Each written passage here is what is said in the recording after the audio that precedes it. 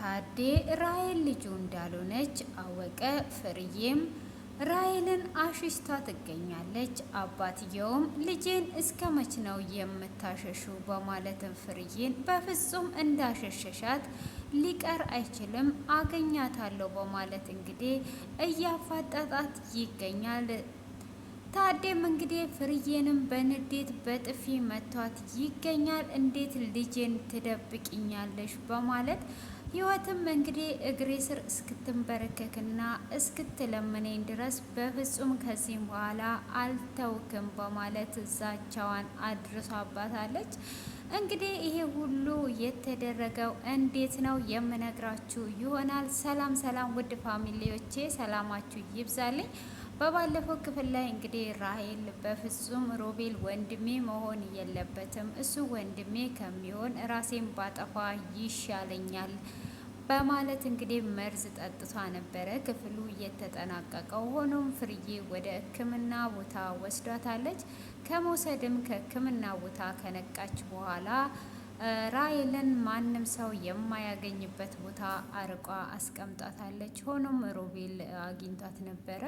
ፍርዬን ከጎና ሆኜ እንዳጽናናትና ወንድሟ እንደሆንኩ እንድነግራት ርጂም ብሎ ይጠይቃታል። ፍርዬ በፍጹም እንደዛ አይሆንም፣ ከቻልክ አባትህን ከኔ ላይ አስቁምልኝ፣ እሱ የበደለኝን በደል እስካሁን ድረስ እንዳረሳ በፍቅር እንዳላምን ያደረገኝ አባትህን ከኔ ላይ አቁምልኝ፣ እኔ እንደዚህ አይነት ነገር አልፈልግም በማለት እንግዲህ ፍርዬ ትነግረዋለች። እሱም እንዴት ነው አባቴን የማቆሟ? አባቴ ከእሱ ጋር እልክ አትገባቢ፣ እልክ ጥሩ አይደለም። እኔ ግን እህቴ ናት፣ እህቴ በመሆኗ ደስ ብሎኛል፣ እንድትጎዳ በፍጹም አልፈልግም።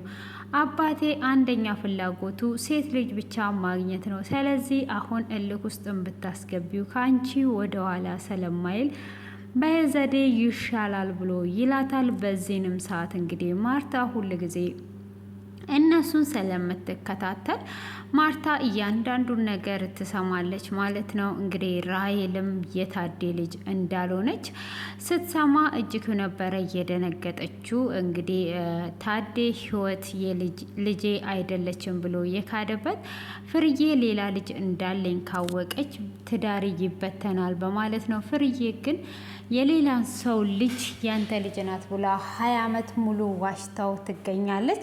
በዛ ላይ ደግሞ ልጁ እንደሆነች እንዲያምን ሁሉ አድርገዋለች።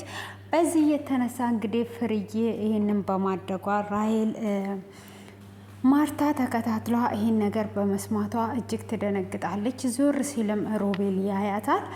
ሮቤልንም ይሄ የሰማሁት ነገር እውነት ነው ወይ?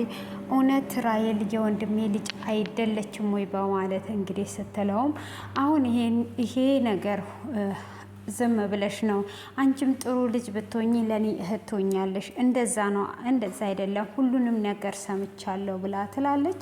ካዲያ ምንድን ነው እየሰማሽው? ብላ ስትል እውነት ራሔል እንደዚህ የሚሳሳና የሚወዳት ልጁ አይደለችም ወይ? ይህ ሁሉ ጊዜ ፍርዬ ደብቃ ነው ወይ የኖረችው? በማለትም ስትል ይሄ ነገር እንግዲህ ወጣት እያለች አባቴ ፍቅረኛዋ ነበረ፣ እሷ ከጸነሰች በኋላ እንድታስወርድ አድርጎ ጥሏት ሄዷል። ስለዚህ አሁን ይሄ ማወቅሽ ሳይሆን እንግዲህ የሆነ ቦታ ላይ ተቀምጠን ማውራት አለብን ብሎ ይላታል። አውርተን ምን እንቀይራለን? ምንም የምንቀይረው ነገር የለም።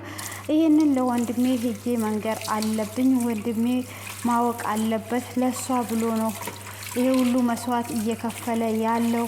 ልጁንም ለመግደል ህይወትን እንዲገሉ ለደበኞች አሳልፎ እየሰጠው እሱ ለልጁ ብሎ ነው እና ስለዚህ ሄጄ መንገር አለብኝ ብላ ስትል በፍጹም አይሆንም፣ ነይ እናውራ ብሎ ይላታል። እሷም እንግዲህ ሲያወራ ያው ምንም ነገር ማድረግ አይቻልም። አሁን ላይ ግን ራሔል ባለችበት ሁኔታ ታዴ አባቷ እንደሆነ መስማት የለባትም። ሆኖም ግን መጨረሻ መስማቷ አይቀርም።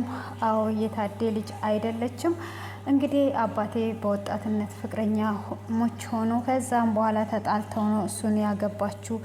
እንዴት ፍርዬ ችላ 20 ዓመት ሙሉ ዋሸችው?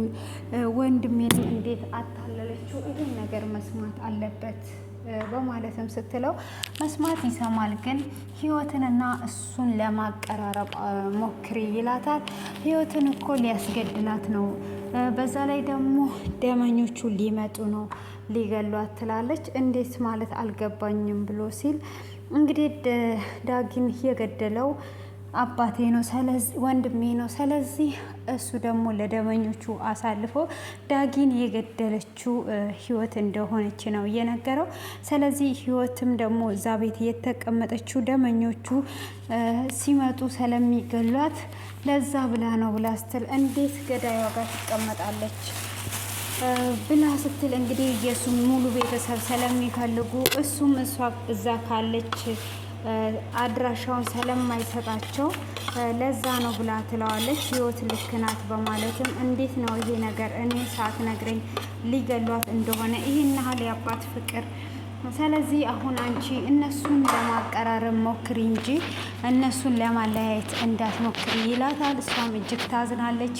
አሁን እኮ የድሮ ህይወት አይደለችም ህይወት አሁን ላይ ልትበቀለው የምትፈልግ እንጂ እንደ መጀመሪያው አባቴ ልትል የምትፈልግ አይደለም ትላለች። እንግዲህ ህይወትም ደግሞ ከዚህ ቤት የምትወጣ ከሆነ በመጀመሪያ ደውዬ ዳጊን እንደገደልክ እነግራለሁ፣ እዛው ትበሰብሳለህ። በዛ ላይ ደግሞ ድሮ አባቴ ስል የምሰማኝን ደስታ ሁሉ አጥፍተ አባቴን እንደ ሞተ ቆጥሬዋለሁ። ከዚህም በኋላ እግሬ ስር እስክትንበረከክ ድረስ ነው የማደርግ ማለት ብላ ዝታ ትወጣለች። ፍርዬም እንግዲህ ለራይል ልብስ ልትወስድ ስትመጣ እንዴት ነው ይሄ ነገር የተከሰተው? ልጄን እንዴት ታሸሽኛለሽ? በማለትም አንድ ጥፊ አቅምሷታል ማለት ነው። እንግዲህ እሷም እንዴት ትመታኛለ? በራስ ጥፋት ሙሉ ቤተሰቦቹን አቃጠል፣ ከዛ ልጁን ገደል፣ ከዛ ህይወትን ልታስገድል ነው፣ ራይልንም ልታስገድል ስለሆነ ስለዚህ እኔ ደግሞ ልጄን አሸሽቻለሁ በማለት ትለዋለች። እንግዲህ እጅግ ይደነግጣል።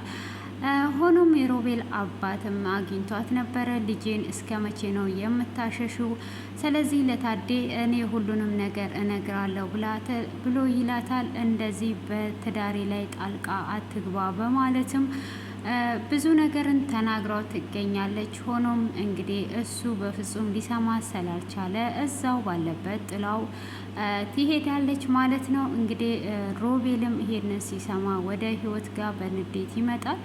እንዴት ነው አንቺ ገዳዮችሽ እየመጡ እዚህ የምትቀመጩ? በማለትም ይላታል። እንግዲህ ስለ ራሄልም ያለውን ነገር ነግሯታል። ራሄል እህቱ እንደሆነችና ፍርዬ በወጣትነት ጊዜ የሱ ፍቅረኛ እንደሆነችና በፍቅር እንደተጎዳች ከዚህም በፊትም ህይወት ስትጠይቃት ነበረ። እሷ በፍቅር አልተጎዳውም ብላ ነበረ እና ይሄ ነገር እኔ ልጅ እንዳልሆንኩኝ እሱ ደብቆ እሷ የሌላ ሰው ልጅ ናት፣ እህት ናት። አዎ ይሄን ሁሉ እንግዲህ ሁሉም ሰው ሰምቷል ማለት ነው። ስለዚህ አሁን እንዴት እዚህ ትቀመጫለሽ? በማለትም እየጠየቃት እና ያለውን ነገር ሁሉ ትነግራለች። እኔ አንተ እንድትጨነቅ ስላልፈለግኩ ነው ብለዋለች። እንግዲህ እዚህ ጋር እንግዲህ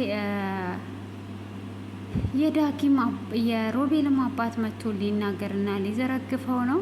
ሆኖም እንግዲህ ራሄል አሁን ላይ በጣም አዝናለች። እንግዲህ በህይወት ያደረጉትም ነገር ስላለ ስላዘነችም ለምንድን ነው ህይወትን እንደ ድሮ ማታቀርባት? እንደ ድሮ አንሆንባት? ስለዚህ ምን ላይ ነው ያለው ብላ ስትል ፍርዬ እንግዲህ ራይልን ከኔ አርቋለች። መጀመሪያ ይሄንን አጽዳ ብላኛለች። በዛ ላይ ደግሞ እከስህና አሳስርሃለሁ ብላኛለች ብሎ ይሄና ልሷ ካደረገችብህ አንተ ህይወትን ለምን ታስገድላለህ? ህይወት እኮ ስጋክ ናት እያለች ነው። እሱም ደግሞ ምን ነው ዛሬ ጤነኛ ነሽ ወይ ትክክል ነሽ ወይ እያላት ነው። ማርታም ማለት ነው።